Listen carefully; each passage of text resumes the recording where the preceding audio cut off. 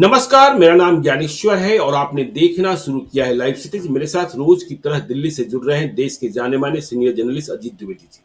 अजीत जी, आज चर्चा हम करेंगे राज्यसभा के उपचुनाव की। देखिए, उम्मीदवार तो दोनों ही सामने आ गए, तीसरा कोई आना नहीं था, इसलिए दोनों निर्विरोध निर्वाचित किए जाएंगे, उपेंद्र कुशवाहा और मनन कुमार मिश्रा। मनन कुमार मिश्रा बीजेपी के घोषित उम्मीदवार, उपेंद्र कुशवाहा एनडीए के उम्मीदवार।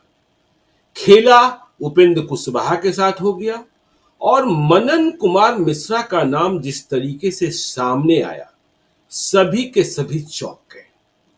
मतलब किसी को यकीन ही नहीं हुआ कि यह नाम किस पोटली से निकला है। किसी के जेहन में इस नाम की चर्चा दूर दूर तक नहीं थी। लोग ऋतुराज सिन्हा की बात कर रहे थे, लोग आर के सिंह की बात कर रहे थे, लोग गुरु प्रकाश की बात कर रहे थे, तमाम समीकरणों की बात कर रहे थे, लेकिन मनन कुमार मिश्रा चौंकाने वाला। लगता है मुख्यमंत्री नीतीश कुमार को भी जानकारी नहीं थी, मसला बीजेपी का था। नीतीश कुमार को तो इस बात की उम्मीद थी कि 19 अगस्त को ही उम्मीदवार तय कर दिए जाएंगे, इसलिए उपेंद्र कुशवाहा को सलाह दी गई थी कि 20 अगस्त को ही नामांकन कीजिए। उपेंद्र कुशवाहा ने मीसा भारती की जो रिक्ति हुई 4 साल के लिए, उसके लिए नामांकन पर्चा भरा था। लेकिन कल जब खबर लाइव सिटीज पर ब्रेक हुई, उसके बाद उन्हें विनोद तावड़े का फोन आया कि आपको 2 साल के लिए, 2 साल का भी वक्त नहीं है, अप्रैल 2026 में करीब करीब 1.5 साल का वक्त है, आपको उसके लिए ही जाना है। तो बीजेपी चौंकाने के लिए जानी जाती है और बीजेपी कसने के लिए भी जानी जाती है। हमें और आपको स्मरण है, जब मुकेश सहनी को भेजा जाना था, तब भी मुकेश सहनी का कार्यकाल छोटा सा, संक्षिप्त सा दिया गया था। वह भी विधानसभा चुनाव हारे थे, उपेंद्र कुशवाहा भी लोकसभा चुनाव हारे, और जो दूसरा बड़ा वाला कार्यकाल था वह शाहनवाज हुसैन को मिला था। शाहनवाज हुसैन भी बाद में किस तरीके से विदा किए गए, मुकेश सहनी बाहर ही हो गए। तो बीजेपी की ये रणनीति, कूटनीति और उपेंद्र कुशवाहा के साथ कौन सा खेल हो गया, बिहार में कुशवाहा राजनीति पर इसका क्या असर पड़ेगा। जेडीयू वाले कह रहे हैं कि उपेंद्र कुशवाहा चले गए, इसके लिए उन्हें तो स्पेशल थैंक्स नीतीश कुमार को बोलना चाहिए, क्योंकि नीतीश कुमार ने सहृदयता दिखाई और अपनी सीट भी बीजेपी को दे दी, ताकि एक उम्मीदवार सभी की सहमति से जा सके। नहीं तो दावा तो जेडीयू का बनता था। मनन कुमार मिश्रा का नाम कहां से चला आया और उपेंद्र कुशवाहा की कटौती कैसे हो गई, इसका क्या असर होगा, इस पर चर्चा करें हम लोग आज। अजीत जी, पहले कहां से शुरू करें? पहले उपेंद्र कुशवाहा और कुशवाहा राजनीति जेडीयू का एक एंगल समझे या मनन कुमार मिश्र पर बात करें? मनन कुमार मिश्रा के बारे में लोग अधिक जानना चाहते हैं कि भाई ये कहां से आ गए, ये एयर ड्रॉप कैसे हुए। देखिए, उसके लिए मनन कुमार मिश्रा का एक बैकग्राउंड अब तो लोगों को कुछ कुछ पता चल गया होगा, लेकिन उनका बैकग्राउंड ये है कि वो एक लीगल फ्रेटर्निटी में बड़ा नाम है। जो पूरे जो कानूनी बिरादरी है, न्यायिक बिरादरी है, उसमें बड़ा नाम है मनन कुमार मिश्रा का। और सुप्रीम कोर्ट में और दिल्ली की उच्च न्यायपालिका में जो थोड़े से लोग चीजों को हैंडल करते हैं, बार और बेंच के बीच संबंधों को, और खास तौर से बार की पॉलिटिक्स को। बेंच की तो पॉलिटिक्स नहीं होती है, लेकिन बार की जो पॉलिटिक्स होती है, वहीं से तो लोग बेंच में भी जाते हैं। तो बार की पॉलिटिक्स को जो दो लोग हैंडल करते हैं, जो थोड़े से लोग हैंडल करते हैं, उसमें 2 लोग बिहार के हैं। ये लीगल एक्यूमेन की बात हम नहीं कर रहे, वो तो फिर कपिल सिब्बल आ जाएंगे और अभिषेक सिंघवी आ जाते हैं, और उसमें हरीश साल्वे, मुकुल रोहतगी और बड़े नाम आते हैं। लेकिन जो पॉलिटिक्स को हैंडल करते हैं, उसमें 2 नाम बिहार के हैं। दोनों लोग, आप दोनों को जानते हैं, एक तो विकास सिंह है और दूसरे मनन कुमार मिश्रा है। बारी बारी से Vikas Singh supreme court bar association के कई बार 2 बार अध्यक्ष रहे, और इस बार कपिल सिब्बल है। और बार काउंसिल ऑफ इंडिया के 6 बार अध्यक्ष रहे मनन मिश्रा। दोनों लोगों का जो पॉलिटिकल रुझान है, लगभग वो भी कमोबेश साफ है कि मनन कुमार मिश्रा थोड़ा बीजेपी की तरफ रुझान रखने वाले हैं और विकास सिंह थोड़ा उससे अलग रुझान रखने वाले हैं। तो इस बैकग्राउंड में देखें तो मनन कुमार मिश्रा जो है वो पिछले कई वर्षों से, जब से बार काउंसिल के अध्यक्ष भी हैं या ऐसे स्वतंत्र रूप से भी, भारतीय जनता पार्टी के साथ जुड़ करके सक्रिय राजनीति में भूमिका निभा रहे हैं। पहले तो कांग्रेसी थे। हाँ, पहले तो रहे, पहले तो वो तो बैकग्राउंड से आप देखेंगे तो मैक्सिमम लोग उसी तरह के निकलेंगे। जी। लेकिन ये पिछले 6-8 साल से 5 साल से एटलीस्ट बीजेपी के लिए बहुत सक्रिय रूप से काम कर रहे हैं। जी। और जहां भी चुनाव होता था उन चुनाव के राज्यों में, बिहार से बाहर भी, हम्म। दूसरे राज्यों में भी मनन कुमार मिश्र जाते थे और जो वकील बिरादरी है, कानूनी बिरादरी है, उनके बीच बीजेपी के लिए कैंपेन करते थे, बीजेपी कैंडिडेट्स के लिए कैंपेन करते थे, बुनियादी रूप से जो धारणा के असर पर परसेप्शन बनाने के लिए बीजेपी का काम करते थे। जी। तो ये एक रुझान होता है और आपको पता है कि जब दिल्ली में इस इतने बड़े पोजीशन पर लगातार कोई व्यक्ति रहता है, और एक मनन कुमार मिश्र की ये भी खासियत है कि बिहार में भी बार काउंसिल का चुनाव होता है तो उसमें भी उनका पूरा दखल रहता है। कौन बनेगा, कौन नहीं बनेगा, किसको कहाँ से एडजस्ट करना है, ये भी वो देखते हैं, दूसरे स्टेट्स में भी देखते हैं।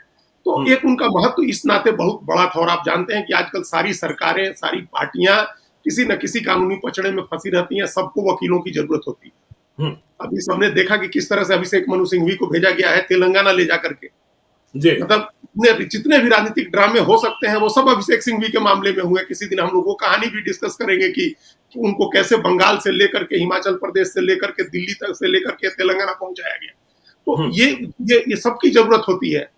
कपिल सिब्बल को समाजवादी पार्टी ने भेजा हुआ है। तो मनन कुमार मिश्रा की जरूरत थी। एक दिल्ली की पॉलिटिक्स में वो एस्टैब्लिश्ड नाम थे, खासतौर से न्यायिक बिरादरी की राजनीति में। रविशंकर प्रसाद भी थे ना बीजेपी के पास, रविशंकर प्रसाद बिहार से भी थे। और अभी खत्म हुआ कार्यकाल नामांकन वाले कैटेगरी में महेश जेठमलानी भी थे, जो राम जेठमलानी के सुपुत्र हैं, वो थे 6 साल तक मनोनयन वाले।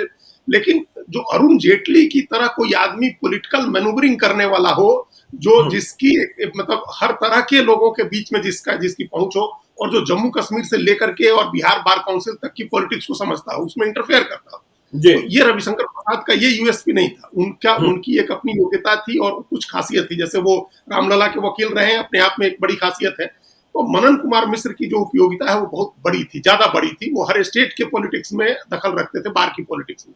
तो ये एक उनकी योग्यता हो गई, जो जिस बैकग्राउंड को हमने बताया, जो जिसको बोलते हैं कि तात्कालिक कारण क्या हुआ, क्लिंचिंग क्या हुआ, जिसकी वजह से उन्होंने ये कुर्सी हासिल कर ली, ये पद हासिल हो गया उनको। वो घटना है मार्च 2024 की।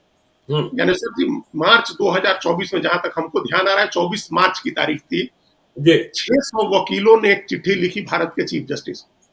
अच्छा, चीफ जस्टिस डीवाई चंद्रचूड़ को 600 वकीलों ने चिट्ठी लिखी, और उस चिट्ठी की भाषा बड़ी बड़ी न्यायपालिका की अखंडता और उसकी शुचिता, उसका महत्व कायम रखने के लिए वो चिट्ठी लिखी गई थी, ऐसा उसका मंतव्य बताया गया। उस चिट्ठी में कहा गया कि न्यायपालिका के ऊपर हमले हो रहे हैं, न्यायपालिका को दबाव में लाने की कोशिश की जा रही है, अनड्यू फेवर हासिल करने के लिए, कुछ खास मामलों में मनमाफिक नतीजे हासिल करने के लिए न्यायपालिका पर दबाव डाला जा रहा है, प्रत्यक्ष रूप से और परोक्ष रूप से। खासतौर से परोक्ष रूप से जो सोशल मीडिया के हैंडल से या मीडिया के जरिए बयान देकर के कुछ बौद्धिकों के जरिए न्यायपालिका पर दबाव डाला जा रहा है। और ये समय है जब कानूनी बिरादरी को, जब वकीलों को न्यायपालिका के समर्थन में खड़ा होना चाहिए। ये चिट्ठी लिखी 600 वकीलों ने, इस कैंपेन को हैंडल किया था मनन कुमार मिश्रा ने। अच्छा। हाँ, और उसमें हरीश साल्वे जैसे भी बड़े वकील थे, मतलब काफी बड़े वकीलों ने, जो सुप्रीम कोर्ट, हाई कोर्ट में प्रैक्टिस करते हैं, उन लोगों ने उस चिट्ठी पर दस्तखत किए। और उस चिट्ठी का महत्व आप समझिए ज्ञानेश्वर जी, की वो चिट्ठी जैसे पब्लिक में आई, और हमको लगता है आधे घंटे के भीतर प्रधानमंत्री ने ट्वीट किया उस चिट्ठी को लेकर के। अच्छा, प्रधानमंत्री नरेंद्र मोदी ने उस चिट्ठी को ट्वीट किया, उस चिट्ठी का कंटेंट ट्वीट किया, और उन्होंने ट्वीट करके कहा कि ये कांग्रेस को अटैक किया, और ये कहा कि कांग्रेस की पुरानी आदत रही है न्यायपालिका को डराने धमकाने की, उसको दबाने की, उस पर प्रेशर डालने की। कांग्रेस का पुराना इतिहास रहा है। चिट्ठी में कहीं कांग्रेस का नाम नहीं था ज्ञानेश्वर जी, चिट्ठी में कहीं कांग्रेस का नाम नहीं था। लोग अंदाजा लगा रहे थे कि ये चूंकि इसमें आदिश अग्रवाल और मनन मिश्रा और हरीश साल्वे जैसे लोग हैं, तो ये प्रो बीजेपी है, एंटी कांग्रेस है, लेकिन कांग्रेस का नाम नहीं था। प्रधानमंत्री ने डिस्क्लोज किया कि ये चिट्ठी कांग्रेस को ध्यान में रख के लिखी गई है, कांग्रेस के खिलाफ है। तो ये एक उससे जाहिर हो गया कि ये कैंपेन, इस कैंपेन के पीछे भी और कुछ है, सिंपल ये उस तरह का कैंपेन नहीं है जो चिट्ठी में दिख रहा है। तो मनन मिश्र ने की वो जो चिट्ठी लिखी, जो न्यायपालिका पर दबाव को लेकर के और कांग्रेस को जो बैकफुट पर किया, हमको लगता है कि वो तात्कालिक कारण बना जिसका इनाम मनन कुमार मिश्रा को मिला है। अब इसके आगे इसका क्या पॉलिटिकल फॉलोआउट है, इसका क्या राजनीतिक असर बिहार में होगा, वो हम लोग चर्चा करेंगे। लेकिन हमको लगता है कि तात्कालिक कारण ये था। लंबा कारण तो ये था कि 5 साल से वो लगे हुए थे, बीजेपी के लिए काम कर रहे थे, लेकिन ये जो चिट्ठी वाला प्रकरण हुआ, उसके बाद उनका तय हो गया कि वो जाएंगे और ऐसा लग रहा है कि सीधे प्रधानमंत्री के स्तर से उनका नाम तय हुआ, उसकी सीधे घोषणा प्रधानमंत्री? सीधे प्रधानमंत्री के स्तर से, और इसलिए अच्छा। बीजेपी के भी ज्यादातर लोगों को पता नहीं था और सहयोगी पार्टी के लोगों को भी पता नहीं था। नहीं, किसी को पता नहीं था, किसी को पता नहीं था। मतलब किसी की जहन में आया ही नहीं था कि हाँ, मनन कुमार मिश्रा भी हो सकते हैं। ठीक है, हमने सुना कि जब विधानसभा चुनाव हो रहा था, लोकसभा चुनाव हो रहा था, तो गोपालगंज वाले इलाके के लिए वो स्टार प्रचारक थे। लेकिन बिहार बीजेपी में उनकी कोई भूमिका आपने देखिए, वह बता दिया कि देखिए किस तरीके से लॉ फील्ड में उनकी भूमिका रही और किस तरीके से नैरेटिव बनाने में वे काम आते हैं। लेकिन बिहार में भूमिका नहीं थी, इसलिए बिहार के जितने बीजेपी नेता हैं, कार्यकर्ता हैं, वे तो कल बहुत ही मायूस थे कि भाई, कहा यह भी गया कि कार्यकर्ता ढोए झंडा, और मजा खाए पंडा। ठीक है ना, यह बात भी कही गई। और जो सामाजिक समीकरण, राजनीतिक समीकरण बात कही जा रही थी, कोई दलित जाएगा, न राज्यसभा में है न लोकसभा में है बीजेपी का, मतलब राजपूत बिरादरी में नाराजगी है, नरेंद्र मोदी इतना आर के सिंह को पसंद करते हैं, वे भेजे जाएंगे, फिर ऋतुराज सिन्हा ने इतना समर्पण, इतने समर्पित भाव से बीजेपी के लिए सेवा की है, उसका परिणाम मिलेगा। लेकिन पुरस्कार तो मिल गया मनन कुमार मिश्रा को। आगे हम चर्चा करें उपेंद्र कुशवाहा। मनन कुमार मिश्रा तो कुछ कॉल करना चाह रहे थे। मनन कुमार मिश्रा के बारे में एक तो यह है कि ये नाम इसलिए नहीं था क्योंकि वो कभी बिहार की पॉलिटिक्स में तो सक्रिय रहे नहीं, और कोई भी व्यक्ति जो राजनीतिक समझ जिसकी भी है, वो तो कल्पना ही नहीं कर सकता था कि एक और ब्राह्मण को राज्यसभा में भेजा जाएगा। बिल्कुल। ऑलरेडी एनडीए से 16 सीटें हैं बिहार में राज्यसभा की, ऑलरेडी 2 ब्राह्मण हैं राज्यसभा में, सतीश चंद्र दुबे और संजय झा। जब एनडीए से 2 लोग ऑलरेडी राज्यसभा में हैं, जो एनडीए कोटे की सीटें हैं, जो जितनी भी एनडीए कोटे की कितनी 10-11 सीटें हैं, 11 सीटें हैं, उसमें ऑलरेडी 2 ब्राह्मण हैं, तो तीसरा ब्राह्मण जाएगा ये कोई सोच नहीं रहा था। और आगे विधानसभा के चुनाव आने हैं, तो इसी नाते तो आपने कहा कि जो दलित नाम सोचा जा रहा था, आपने, हम लोग कल बात कर रहे थे तो यहाँ ध्यान दिलाया कि कोई दलित नहीं है न लोकसभा में न राज्यसभा में, तो बीजेपी गुरु पासवान को भेज सकती है, जिनका गुरु प्रकाश का नाम चल रहा था कि दलित हो जाएंगे। वो आपने कहा ऋतुराज सिन्हा हो जाएंगे। आर के सिंह को तो सीधे मंत्री बनाने की बात थी कि वो राज्यसभा में आएंगे और मंत्री बनेंगे, क्योंकि राजपूत समाज से कोई बिहार झारखंड दोनों 54 सीटों में से कोई नहीं है, कैबिनेट में कोई रिप्रेजेंटेशन नहीं है। लेकिन ये सब छोड़ करके ब्राह्मण बनाया गया। तो इसका मतलब कोई पॉलिटिकल राजनीतिक लाभ लेने के लिए ये नहीं हुआ है। सब आदमी जो सोच रहे थे, जो वो क्लासिकल पॉलिटिकल थ्योरी के हिसाब से सोच रहे थे कि जिसका रिप्रेजेंटेशन नहीं है उसको बनाया जाएगा। लेकिन ये पॉलिटिक्स का इसलिए जाहिर होता है कि ये खाली पॉलिटिकल मकसद नहीं है इसमें, और ये वोट की राजनीति के लिए नहीं किया गया है। ये किसी ब्रॉडर प्लान का हिस्सा था, जिसमें प्रधानमंत्री को ये लगा कि इनको भेजना चाहिए, इनकी उपयोगिता है या इन्होंने जो काम किया है उसके लिए इनको इनाम। वजन की बात देखिए, वजन की बात करें अजीत जी, तो देखिए नॉन पॉलिटिकल ठीक है, लॉ फील्ड में हुए जितने बड़े नाम है, लेकिन पॉलिटिकल नहीं थे। 4 साल का कार्यकाल उन्हें दे दिया गया, और जिनका वजन है उपेंद्र कुशवाहा का, उन्हें 1.5 साल से थोड़ा ही अधिक, 2 साल तो पूरा नहीं होता है, वह कार्यकाल दिया गया। जबकि उम्मीद यही थी, मीसा भारती की रिक्ति वाला फॉर्म ही खरीदे थे उपेंद्र कुशवाहा, लेकिन अंत समय में मनन मिश्रा 4 साल और उपेंद्र कुशवाहा 1.5 साल। और कहा यह जा रहा था कि कुशवाहा को खुश करना है। ब्राह्मण तो खुश हो गए, देखिए वो ब्राह्मण के नेता नहीं है, लेकिन बिरादरी की संख्या बढ़ गई। अब देखिए राज्यसभा में 3-3 हो गए, आरजेडी से भी मनोज झा हैं। मनोज झा, ठीक बात है। 16 में कहिएगा तो 4 हो गए।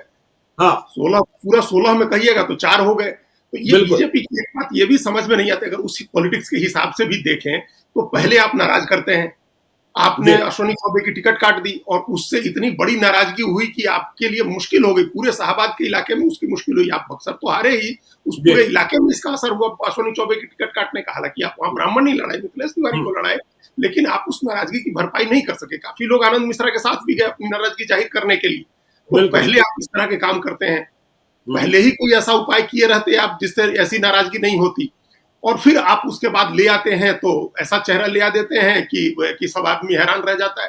तो ये हैरान करने चौंकाने वाला काम भारतीय जनता पार्टी पहले भी करती रही है। कई बार ऐसे इस तरह के नाम आए, लेकिन पहले नाम आते थे वर्कर्स के, साधारण वर्कर, साधारण कार्यकर्ता के, जमीनी आदमी का नाम आता था। लोग खोजने लगते थे, गूगल करने लगते थे। जैसे उत्तर प्रदेश से जब राम सकल को नॉमिनेट किया गया तो सब आदमी खोज रहा था गूगल में कि राम सकल जी कौन है जिनको राज्यसभा भेजा जा रहा है। तो ऐसे कई इंसिडेंट हैं जिसमें बीजेपी ने इस तरह के लोगों को इस तरह से, शंभू शरण पटेल को भेजा गया था बिहार में।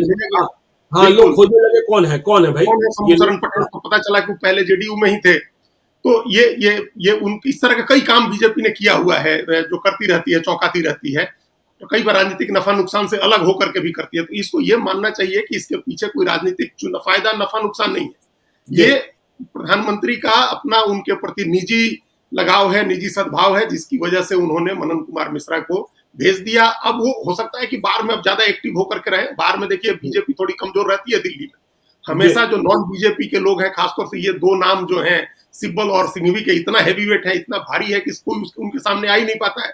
तो अब वजन बढ़ाया है बीजेपी ने।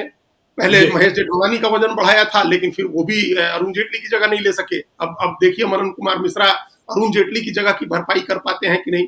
उनको इसलिए भी आगे किया गया है कि बाहर में कुछ वजन बढ़े, क्योंकि न्यायिक बिरादरी में भी ऐसी जरूरत रहती है। चलिए, जेटली की जगह लेते हैं कि नहीं लेते हैं देखने की बात, लेकिन उपेंद्र कुशवाहा कैसे शिकार हो गए? कहा तो यह जा रहा था कि 4 साल के लिए जाएंगे, जैसे ही मंत्रिपरिषद का विस्तार होगा वह केंद्रीय मंत्रिपरिषद में शामिल कर लिए जाएंगे, जो कुशवाहा की नाराजगी है वह खत्म हो जाएगी। और नीतीश कुमार भी प्रयास कर रहे थे, भगवान सिंह कुशवाहा को एमएलसी बनाया, इसीलिए एनडीए ने तय किया कि हार गए, क्या हुआ, उपेंद्र कुशवाहा को भेज देते हैं। तो अब तो इतना छोटा सा कार्यकाल है, पता नहीं कब मंत्रिपरिषद का विस्तार होगा और फिर क्या फैसले होंगे, और 2025 में चुनाव भी। उपेंद्र कुशवाहा की पार्टी अपनी है राष्ट्रीय लोक मोर्चा, बार्गेनिंग कैपेसिटी क्या रह गई? यह तो दिखाना ये हुआ कि हम आपको ऑब्लाइज कर रहे हैं, मतलब आसान मिला रहे हैं। बिल्कुल। तो उपेंद्र कुशवाहा के लिए तो बहुत ही मुश्किल वाली स्थिति, और अंत समय में जो उम्मीद थी उसे नाउम्मीद में बदल दिया गया। मायूस भी होंगे, बोलते नहीं है, सीजन पॉलिटिशियन है। देखिए कई बार क्या होता है, आप एक ये भी गणित है राजनीति का कि ये कोई धारणा बन जाती है और उस धारणा के उलट कोई काम हो जाए तो लगता है कि ये गड़बड़ हो गई। जैसे बीजेपी ने हल्ला मचा दिया लोकसभा में कि 400 सीट मिलेगी, तो 400 सीट का हल्ला हुआ तो 240 को माना गया कि बहुत खराब है। बिल्कुल। जबकि ये भी कि ये पिछले कई दशकों में किसी भी पार्टी को बीजेपी के अलावा इतनी सीटें नहीं आई हैं। 240 सीट कांग्रेस को तो 1989 के बाद से ही नहीं आई है, मतलब 1991 के बाद से। तो 240 की सीट कम नहीं है, लेकिन आपने 400 कह दिया तो 240 कम लगता है। आपको याद होगा तो हम लोगों ने 7-8 जून को किसी दिन चर्चा की थी उपेंद्र कुशवाहा को लेकर के, और हम लोगों ने कहा था कि उनको 2 साल के लिए राज्यसभा भेजा जाएगा, उनको 2 साल वाली राज्यसभा मिलेगी। आपको ध्यान होगा, क्योंकि वो राजनीतिक समझ के हिसाब से यही लग रहा था कि इतना ही बीजेपी करेगी अभी। लेकिन उसके बाद कह दिया गया कि नहीं, उनको 4 साल की राज्यसभा मिलेगी। बीजेपी की तरफ से कहा गया, बजाता उनको भरोसा दिलाया गया कि उनको 4 साल की राज्यसभा जाएगी। वो पूरे यकीन में थे कि 4 साल की राज्यसभा मिल रही है। अगर उसी समय ये कह दिया जाता कि 1.5 साल वाली राज्यसभा मिलेगी, 2 साल वाली मतलब अप्रैल 2026 तक वाली मिलेगी, तो उस समय भी इसको जीत ही माना जाता है, क्योंकि वो लोकसभा का चुनाव हारे थे और उनको 2 साल वाली भी राज्यसभा मिलती तो एक बड़ी बात होती कि हारने के बाद भी आपको राज्यसभा दिया जा रहा है। बिल्कुल। लेकिन उस समय चूंकि चर्चा हो गई कि 4 साल वाली राज्यसभा मिल रही है और अब 2 साल वाली मिली है, तो इसको माना जा रहा है कि ये उनके साथ धोखा हो गया। अगर बीजेपी ने ये नहीं कहा होता कि हम 4 साल भेजेंगे, तो ये उनकी जीत ही मानी जाती और उनके लिए बड़ी ही बात कभी कहा नहीं गया था, औपचारिक तौर पर नहीं कहा गया था, बंद कमरे में। बंद कमरे में कहा गया। लेकिन ये कहा गया तभी उनकी पार्टी के तरफ से या बीजेपी के ही कई लोगों की तरफ से ये बात मीडिया को बताई गई कि मीसा भारती वाली सीट पर जाएंगे उपेंद्र कुशवाहा। जब ये बात कह दी गई, एक तो पहली बात तो ये है ज्ञानेश्वर जी की किस मकसद से आपने जून में घोषित कर दिया, जब चुनाव अगस्त में होना था। सरकार को तो पता होगा कि अभी चुनाव की कोई घोषणा नहीं होने जा रही है, कोई घोषणा हुई भी नहीं थी उपचुनाव की राज्यसभा के। उसी समय आपने कैंडिडेट अनाउंस कर दिया उपेंद्र कुशवाहा का। ऐसी जल्दी क्या थी? और टाइमिंग देखिएगा, भगवान सिंह कुशवाहा के नामांकन के दिन जेडीयू ने नामांकन कराया एमएलसी के लिए, और उसी दिन यह घोषणा की गई कि उपेंद्र कुशवाहा राज्यसभा जाएंगे। बिल्कुल, तो ये उसका एक राजनीतिक मकसद था कि नीतीश कुमार भेज रहे हैं कुशवाहा अगर नेता को एमएलसी में, तो बीजेपी ये मैसेज बनवाए कि हम दूसरे बड़े नेता को, कुशवाहा नेता को राज्यसभा भेज रहे हैं। तो ये एक मैसेज भी बनवाया गया कि देखिए बीजेपी कितना ख्याल रखती है। ऊपर से ये मैसेज भी बनवाया गया कि सीधे प्रधानमंत्री ने तय किया है उपेंद्र कुशवाहा का नाम। हम सब लोगों ने देखा था कि एनडीए की बैठक में उन्होंने जिस तरह से नजदीक जाकर के और उपेंद्र कुशवाहा की पीठ थपथपाई थी, जो आश्वस्ति का भाव उन्होंने जताया था उपेंद्र कुशवाहा को लेकर के, तो ये मैसेज बीजेपी ने बनवाया कि देखिए प्रधानमंत्री कितना ध्यान रखते हैं कुशवाहा समाज का। तो ये सारी चीजें आपने ये एक बड़ा पॉजिटिव माहौल बनाया, एक पॉजिटिव धारणा बनाई कि उपेंद्र कुशवाहा को भेज रहे हैं।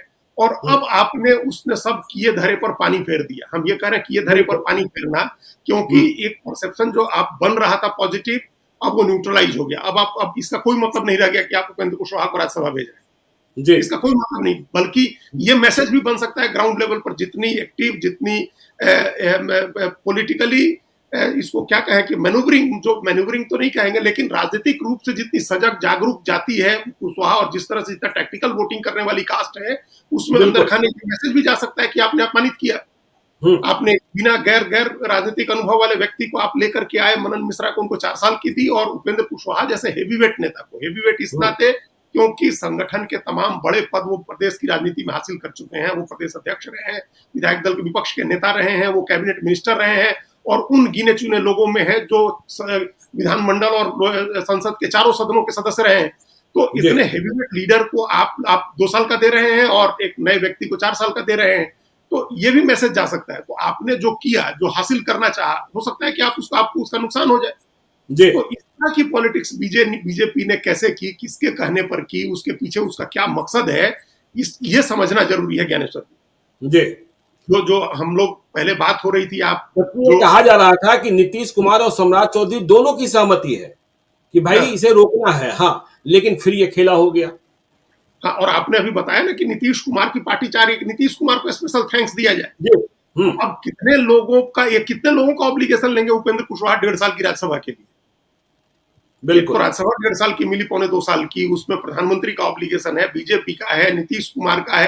हालांकि उनको जब अनाउंस किया गया कि वो राज्यसभा के सदस्य होंगे, तो उन्होंने सोशल मीडिया हैंडल जो एक्स पर उन्होंने सबको धन्यवाद दिया था। जीतन राम मांझी और चिराग पासवान को भी धन्यवाद दिया था। खैर, वो एनडीए का मामला है तो उन्होंने दिया, ये अच्छी बात है। उनको बिल्कुल आइडिया नहीं होगा जहां तक हम समझ रहे हैं, क्योंकि उन्होंने जो ट्वीट किया था वो फिर कल उन्होंने ट्वीट करके बताया कि अब मेरा नामांकन 20 अगस्त को नहीं होकर के 21 अगस्त को होगा। इसका मतलब पहले 20 अगस्त की तैयारी थी, बीजेपी ने अपना कैंडिडेट नहीं दिया, ये क्लियर नहीं किया कि कौन सा सेट नॉमिनेशन का किसको भरना है, तो इसकी वजह से ये देरी हुई।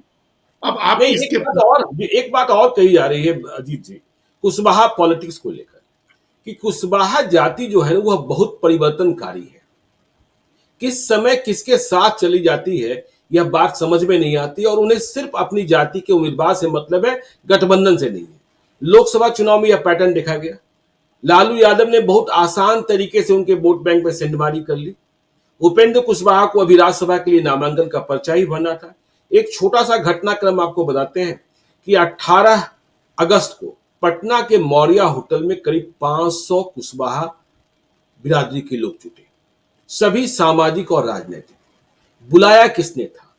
एक निशिकांत कुशवाहा है, नवादा के रहने वाले, रहते हैं गुजरात में, आर्थिक रूप से बहुत मजबूत है, बहुत ही अधिक मजबूत है, और राजनीतिक रूप से जागृत हो गए। लोकसभा चुनाव में भी जहां जहां कुशवाहा उम्मीदवार चुनाव लड़ रहे थे, चाहे जिस पार्टी के हों, वहां उनकी भूमिका पीछे से बताई जा रही थी। तो देखिए, जो मौर्या होटल में बैठक हुई, उसमें तमाम पार्टियों के कुशवाहा नेता पहुंच गए, चाहे वह जेडीयू के हों, स्तर जो हो, कद जो हो, चाहे बीजेपी के हों, चाहे आरजेडी के हों, चाहे राष्ट्रीय लोक मोर्चा उपेंद्र कुशवाहा की पार्टी के, और वहां नई पार्टी बनाने की बात हुई, कुशवाहा जागृति की बात हुई, कुशवाहा की एकता की बात हुई, और सभी लोग, मैंने कहा ना, सभी पार्टियों के नेता, सामाजिक और राजनीतिक नेता वहां मौजूद थे, और उन्होंने सहमति जता दी। तो यह नोटिस भी देखिए, स्पेशल ब्रांच और आईबी तो काम करता ही रहता है ना, कि जब स्थायीपन नहीं है, आप कहीं भी जाने के लिए, किसी के भी साथ चलने के लिए तैयार हो जाते हैं, फिर एक नई पार्टी की बात हो रही है। उपेंद्र कुशवाहा जी ने, याद कीजिए, रालोसपा बनाया था, तब सभी के सभी एक हो गए थे। भगवान सिंह कुशवाहा, नागमणि कुशवाहा, उपेंद्र कुशवाहा, सभी बड़े भाई और छोटे भाई बन गए थे। फिर कैसे खंडन हुआ, तो एक और कोशिश शुरू हुई। तो यह जो कुशवाहा जाति का मन मिजाज है, वह बहुत मतलब कम समय में परिवर्तनशील हो जाता है। देखिए, ये कास्ट की एक पूरे एस्पायरेशन कह सकते हैं, इसको आकांक्षा कह सकते हैं, बड़ी आकांक्षी जाति है, और उसकी महत्वाकांक्षा जल्दी से जल्दी सत्ता पर कब्जा करने की है। अभी ये स्वाभाविक रूप से मान रहे हैं वो लोग कि अब उनकी बारी आ गई है। लालू यादव के बाद नीतीश कुमार आए, मतलब यादव फिर से कुर्मी को ट्रांसफर हुआ, अब कोयरी को सत्ता ट्रांसफर होनी चाहिए। तो ये आकांक्षा रखने में कोई गलती नहीं है, लेकिन ये इसकी वजह से क्या होता है कि हर चुनाव में ये देखने को मिलता है कि कास्ट का कैंडिडेट जहां है, वहां वो जाति की प्रतिबद्धता को, जाति कह रहे हैं, पार्टी की प्रतिबद्धता को वो लोग छोड़ देते हैं। पार्टी के ये प्रतिबद्धता नहीं होती है। ये काफी समय तक जो सबसे इसकी जो मिसाल है, जो जाति, वो राजपूत जाति के बारे में पहले ये कहा जाता था कि वो बड़ी महत्वाकांक्षी जाति है और बहुत टेक्निकल तरीके से वोटिंग करती है ताकि हमारे नंबर्स बढ़े। पार्टी और सारी पार्टियां टिकट देती थी और नंबर्स भी उनके ज्यादा होते हैं। इस टैक्टिकल वोटिंग की वजह से उनको कोई परहेज नहीं था। जिस समय लालू यादव से तमाम अगड़ी जातियों की लड़ाई चल रही थी, संघर्ष चल रहा था, तब भी उनको आरजेडी के साथ जाने में कोई आपत्ति नहीं होती थी। वोट करते थे वो लोग और तमाम बड़े नेता आरजेडी के साथ भी जुड़े हुए थे। ये उत्तर प्रदेश में देखिए, बिहार में देखिए, वहां समाजवादी पार्टी के साथ भी जाते हैं, बीजेपी के साथ भी जाते हैं, मायावती के साथ भी जाते हैं, कोई दिक्कत नहीं। तो ये अब कुशवाहा जाति के भीतर ये दिख रही है, जो एक आकांक्षा है, जो एस्पायरेशन है, पावर स्ट्रक्चर में सबसे ऊपर आने की जो आकांक्षा है, उस आकांक्षा की वजह से उनका मतदान व्यवहार प्रभावित होता है। और ये आपने ठीक याद दिलाया कि कैसे लालू यादव ने लोकसभा चुनाव में जहां भी कुशवाहा कैंडिडेट दिए, वहां उनको वोट गया। और ये बात बीजेपी के बड़े नेता मानते हैं। सम्राट चौधरी भी इस बात को मान रहे हैं कि एटलीस्ट 5 सीटें हैं, 5 सीटें, बाकी 35 सीटों पर तो, कोई 35 सीटों पर तो कुशवाहा गया है बीजेपी के साथ या एनडीए के साथ, इसमें कोई संदेह नहीं है। 30 सीटें तो ऐसी हैं जिन पर 80% कुशवाहा गया है एनडीए के साथ। लेकिन जो 5 सीटें हैं जहां कुशवाहा उम्मीदवार थे, जिसमें पूर्वी चंपारण की सीट भी है, औरंगाबाद की सीट भी है, नवादा की सीट भी है, काराकाट की सीट है, उजियारपुर की सीट है, तो वहां कुशवाहा का 60% 70% वोट जो है जाति के नाम पर आरजेडी के साथ गया है। तो ये तो अपने आप में एक संकेत है कि ये, हालांकि हम लोग पहले चर्चा कर चुके हैं कि विधानसभा चुनाव में ये मतदान व्यवहार नहीं रहेगा, क्योंकि वहां एक उम्मीद है कि उपेंद्र कुशवाहा, माफ करिएगा, वहां बीजेपी के जो अभी उप मुख्यमंत्री हैं सम्राट चौधरी, उनको लेकर के एक उम्मीद है कि वो मुख्यमंत्री हो सकते हैं।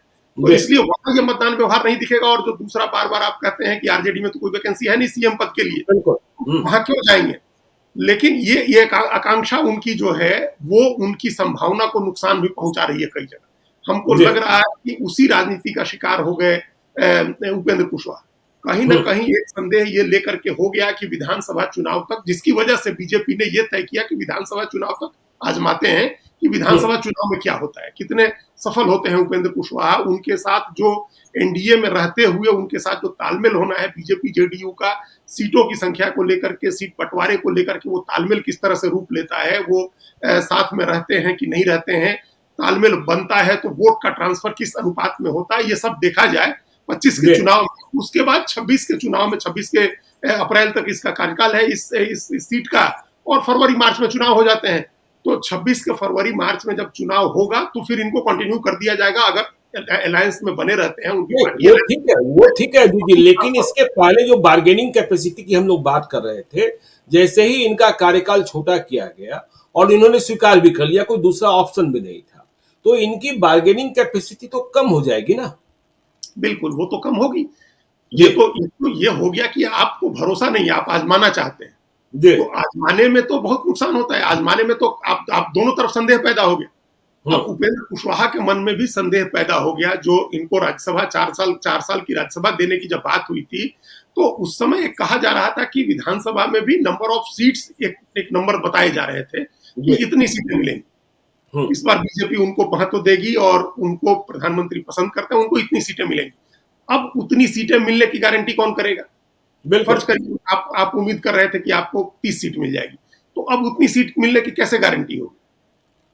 या 25 सीट या 20 सीट मिलने की गारंटी कौन करेगा? जब हम बात करते हैं दीदी, 20 और 25 सीट की भी बात करते हैं, तो जाहिर तौर पर उपेंद्र कुशवाहा की पार्टी के जो बहुसंख्यक उम्मीदवार होते वह कुशवाहा होते।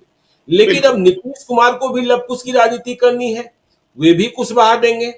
सम्राट चौधरी भविष्य है, वह भी बीजेपी से कुशवाहा उम्मीदवारों को टिकट दिलाएंगे, क्योंकि देखिए लोकसभा चुनाव में टिकट नहीं मिला तो उसका क्या परिणाम हुआ। तो आखिर कुशवाहा कितने टिकट पाएंगे, यह भी बड़ा सवाल होगा, क्योंकि टिकट देने वाली 3 पार्टियां एनडीए में, और चिराग पासवान भी चुकना नहीं चाहेंगे। भाई सांकेतिक रूप से ही सही, ठीक है कम ही संख्या में, लेकिन नीतीश कुमार की राजनीति में लवकुश, सम्राट चौधरी की राजनीति के खून में, डीएनए में कुशवाहा, और उपेंद्र कुशवाहा के डीएनए में कुशवाहा, तो फिर यह समस्या भी बड़ी पैदा होगी।